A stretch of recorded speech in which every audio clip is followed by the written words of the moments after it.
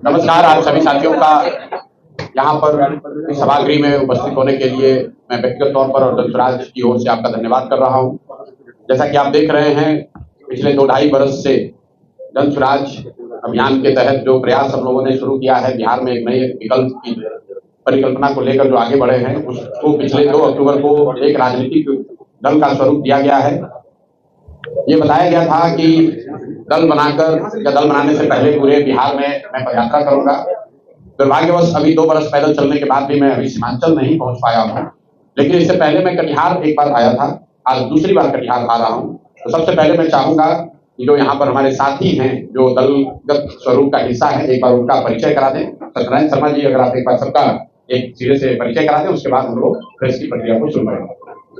सबके बगल में बैठे हुए हैं कटिहार के पूर्व जिला पदाधिकारी, पूर्व अनुमंडल पदाधिकारी श्री नंदन जी साहब के बगल में है और 3 बार के मुखिया, वर्तमान कटिहार जिला जनसुराज पार्टी के जिलाध्यक्ष मसूद साहब के बगल में है कटिहार के जाने माने चिकित्सक डॉक्टर गाजी साहब, जो पिछले 2 वर्षों से जनसुराज की एक अवसर बने हुए हैं कटिहार में।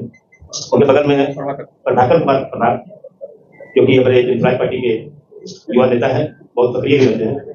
इधर हम लोग के बगल में है डॉक्टर गौतम साहब, जो कि लंदन से आके कटिहार की जनसुराज की सेवा करने के लिए बिहार आए हैं और कटिहार का सक्रिय भी है। तो बगल में है सीमा पूर्वे जी, जो प्रदेश महिला जनसुराज की महासचिव भी है और काफी सक्रिय रहती है। उधर हमारे युवा नेता हर्ष अग्रवाल जी है, जो बहुत कम दिन पहले ही पार्टी की कमान संभाले थे और आज उनका कार्य करने का तरीका और दमखम भी नजर आया कि बहुत अच्छा कार्य उन्होंने किया है, देखने में बहुत अच्छा लगा। तो सभी साथियों का मंच पर स्वागत है। आपका परिचय इसलिए भी कराया हम लोगों ने कि आप सभी साथियों में से पत्रकार बंधुओं को अगर कोई सवाल इनसे भी पूछना हो तो आप इनसे ही सवाल पूछे। सारे सवालों का जवाब मेरे पास हो ये जरूरी नहीं है, बहुत सारी ऐसी बात है जो ये लोग हमसे बेहतर उसका जवाब दे सकते हैं। तो प्रेस की प्रक्रिया को शुरू करने से पहले मैं आपको दंसराज के उद्देश्य को फिर से एक बार दोहरा देता हूँ। इस दल को बनाने के पीछे जो मंशा है, जो उद्देश्य है, वो ये है कि पिछले 30-35 साल से बिहार में राजनीतिक विकल्प न होने की वजह से जो लालू जी के डर से भाजपा को और भाजपा के डर से लालू जी को वोट देने की परंपरा चली आ रही है, उस राजनीतिक बंधुआ मजदूरी से लोगों को निकालने के लिए बिहार में भी शिक्षा, पलायन, विकास की राजनीति की शुरुआत करने के लिए लोगों के सामने एक बेहतर और ईमानदार विकल्प देने के नियत से जो प्रयास 2-2.5 वर्ष पहले शुरू किया गया, अब उसका दलगत स्वरूप है। पूरे राज्य में उस दल का संगठन है और हम लोगों ने घोषणा की है कि आने वाले विधानसभा चुनाव में पूरे के पूरे 243 सीटों पर दंसराज अपने दम पर अपने साथियों के साथ मिलकर चुनाव लड़ेगा, जनता के सामने एक ईमानदार और सशक्त विकल्प रखेगा, ताकि लोग मजबूरी में जानते समझते हुए भी गलत व्यक्ति को वोट देने की जो उनकी परंपरा रही है उससे बाहर निकल सके और बिहार में भी शिक्षा और रोजगार की बात हो, एक नया राजनीति की शुरुआत हो। इस नियत से इस चीज को शुरू किया गया है और उसी के तहत मैं आज यहाँ कटिहार में आया हूँ। मनिहारी में मेरी सभा है। कल हम लोग पूर्णिया और अररिया में थे। बनमनखी में मेरी एक सभा थी, अररिया में इफ्तार था और उसके बाद पूर्णिया शहर में प्रबुद्ध लोगों के साथ एक बैठक थी। आज मैं यहाँ अभी प्रेस करूंगा और इसके बाद हम लोग मनिहारी में एक जनसभा करेंगे और आने वाले कुछ समय में मैं अपना लंबा समय, कम से कम 2 हफ्ते या 1 महीना सीमांचल के 4-5 जिलों में जनसुराज को मजबूत करने के लिए अपना पूरा समय लगाऊंगा। उसी की प्रक्रिया, उसी की तैयारी के तहत मैं यहाँ पर आया हूँ। अब आपके जो सवाल हैं उन सवालों का स्वागत है। बहुत बहुत धन्यवाद। देश के महत्वपूर्ण रणनीतिकार माने जाते हैं आप, आपकी प्रकृति रही है, कई राजनीतिक पार्टियों को आपने जिताने का काम किया, सरकार बनाने का काम किया। अब जबकि जनसुराज बिहार विधानसभा 2025 में दमखम के साथ मैदान में है, अगर आपकी पार्टी को बहुमत मिलता है तो आप यूपीए गठबंधन में जाएंगे या एनडीए गठबंधन में जाएंगे? भाई, जब हमको बहुमत मिलेगा तो हम किसी गठबंधन में क्यों जाएंगे? शायद आप ये पूछना चाह रहे हैं कि अगर बहुमत नहीं मिला तो कहाँ जाएंगे? तो बहुमत नहीं मिला तो हम लोग विपक्ष में बैठेंगे। हम लोग सवाल ही नहीं है, न चुनाव से पहले, न चुनाव के बाद, न 2025 में, न 2029 में।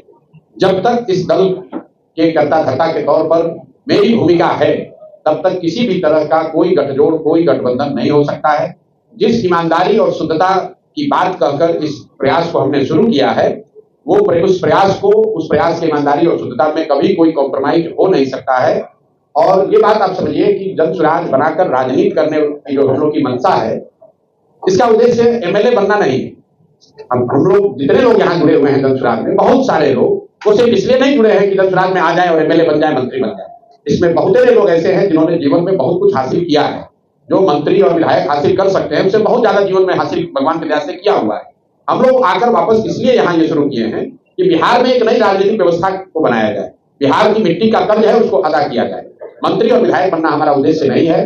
बिहार में व्यवस्था परिवर्तन हो, बिहार भी अन्य राज्यों की तरह विकास के रास्ते पर चले। अगर उस उद्देश्य से राजनीति शुरू किए हैं तो ये हमारे लिए महत्व का विषय नहीं है कि कितना सीट जीत कर आएगा। जरूर अपनी ओर से सारा प्रयास, सारी ताकत लगाई जाएगी। जनता को अगर बात समझ में आए, जनता ने आशीर्वाद दिया तो जो जन स्वराज की परिकल्पना है उसके आधार पर नई व्यवस्था का निर्माण होते आप देखेंगे बिहार में।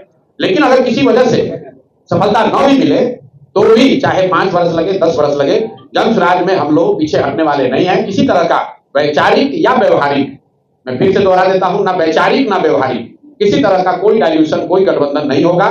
शुद्धता और ईमानदारी इसकी मूलधन हम लोग का वही है और उसको हम लोग होकर आगे राजनीति नहीं करना चाहते हैं। इसलिए जन स्वराज अपने दम पर ही चुनाव लड़ेगा, अपने विचार, अपने प्रयास के आधार पर चुनाव लड़ेगा और हम लोग को विश्वास है कि बिहार की जनता जो 30-35 साल से विकल्प ढूंढ रही थी उसको जन स्वराज में वो नया विकल्प मिलेगा। नीतीश कुमार ने फिर बोला है कि आप पलटी नहीं मारेंगे और अमित शाह भी आ रहे हैं आज, क्या कहना चाहेंगे? नीतीश कुमार पलटी नहीं मारेंगे ये कोई नया बयान तो है नहीं, तो हर 6 महीना पर ये बयान देते हैं और फिर पलट जाते हैं, फिर कहते हैं कि नहीं पलटेंगे।